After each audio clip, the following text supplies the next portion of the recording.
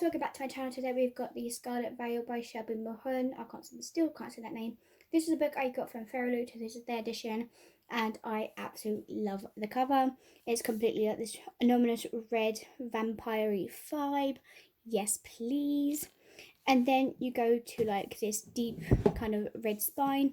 You go down and then you got this beautiful rose going down as well and moving on. Sorry for the lighting as well. Oh shit. Hang on.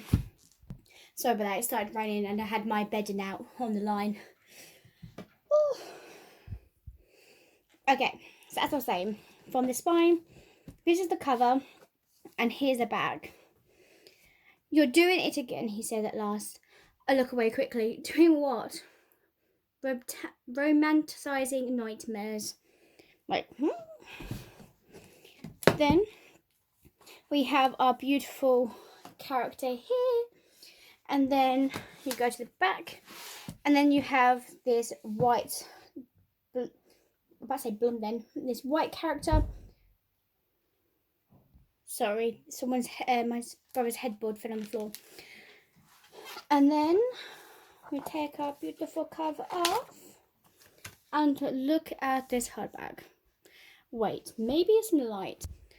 It kind of does some justice to it. There we go, some light. So this is the back of the hardback, which is so stunning. You go to this, look at that spine. Oh. And then obviously we have the front, which looks like the back. The break. Before we read the synopsis, it is signed by the author. Ooh. What was that? Oh, and we also do have an awful letter inside. That's cool. But anyway, let's read about the synopsis. Darkness is coming for us, Celie. It's coming for you too. 6 months have passed since Celie took her sacred vows and joined the ranks of the chasseurs, I can't say that word, as her first huntswoman. With her fiancé Luck as captain, she's determined to find her foothold in her new role and protect Baltaria after she failed to protect her own sister.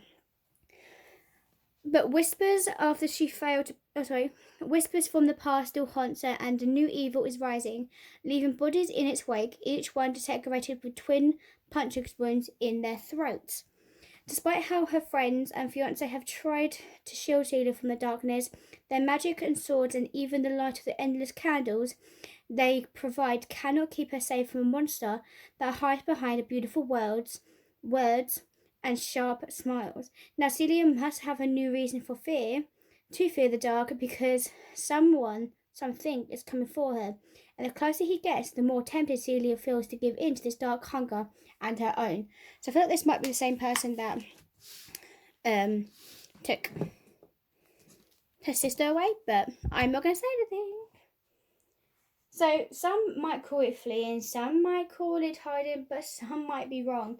Some might say they want to protect me, but what they mean is they want to coddle me, to manage me, and I will not be managed.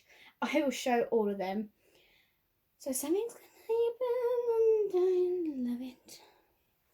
So gather round, come on. This is a new fancy read, right? Vampire-y, yes.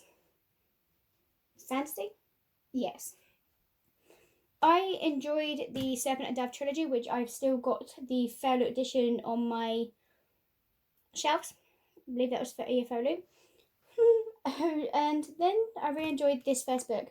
Something about following the book really didn't do it for me, so I never read like the whole thing. What? And I just lost my train of thought. Cool. You're welcome, guys. So I did do my best to basically not get any spoilers for this, but when I was just filming this, I was like, maybe I read it, and then obviously when you go and check other people's reviews and see what they say. Some people's like, how can you screw up a vampire book? 1 star. I'm like, what? I enjoyed this book. This was a really good book. People give it 5 stars. I'll give this a 5 stars easily. Some people don't like it. Some people hated it. Fair enough. But to be honest, this is technically a spin-off from S&D, but its own story featuring minor characters from the series. It builds heavily off the founding novels, like you can go in blind, but I would recommend at least reading the spoiler summary for S&D. That would probably be best, but then at the same time, like, nah. Jesus Christ. So this book, guys, this book. Okay, let me just insert this like the, you know, her eyes, dreamy sighs, this swoony foot popping goodness, folks, because vampires are back and better than ever. Okay, so you can remember Celie from S&D, but if it was all like a bit fuzzy, don't worry. This author did a fantastic job of slowly piecing together the details from Good and Monsters without info and a dump or rehash of the plot.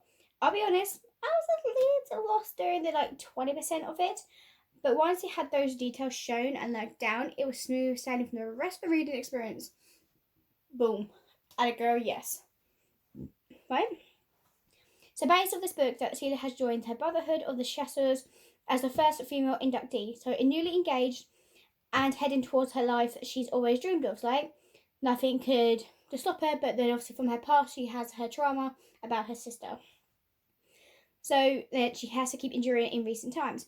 Wanting to get to the bottom of what actually really happened to her sister, she is determined to hunt down the monsters that's responsible for sowing this chaos across the lands, while also proving herself invaluable to the cause.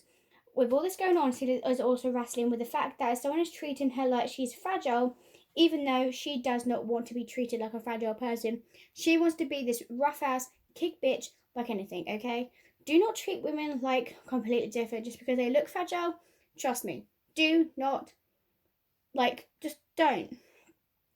So on top of this, there was a strange murder happening, and Jinluk, the head of the whole group, and her fiance is keeping secrets from her involved in the investigation. So he knows, something about her sister's death. Pretty much, because if he's gonna be holding stuff from her, come on, you're gonna be engaged. Like, you're engaged, you're holding secrets. So it's during this investigation that Celia meets a mysterious man. Little does she know that this small interaction will change her life as she part. So it's part murder mystery, part romance, part of a journey of self-discovery. This book is a dark dive into a glittery world of seductive monsters creating creatures of the night who are equal parts of horrifying and thrilling. So many of these characters spring up to the beginning of the book, which gave me a cozy feeling and probably added to my love to this book a bit more. I don't think it was meant to be like, oh, if I didn't have mistakes in the characters prior to starting the book, like, you know what's going to happen. This was a slow burn romance, definitely. It does have over like 640 pages, which I cannot believe. It did take me a while to read this book, to be honest, I will admit. It's crazy.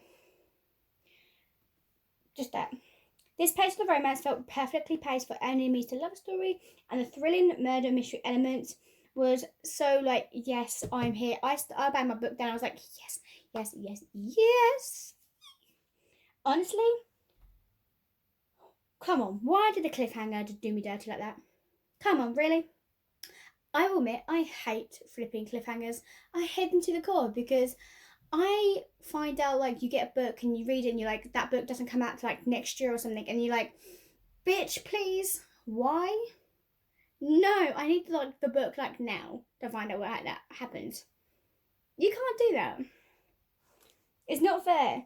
So I'm literally scratching for the next book, okay? This person behind the murder is who I'm suspecting it was, but once they didn't affect my enjoyment because there were many aspects to the way and why I haven't figured out who it is actually yet. But that is it, pretty much. So if you do like this book, go for it, read it, because I'll tell you now, amazing. I enjoyed it, and I cannot wait to get the second book. So obviously, as soon as Feral Loot announced that they're going to be the second book of this, that's one of my books I'm getting. I hope you guys enjoy it, and I'll see you guys next time. Peace. Bye.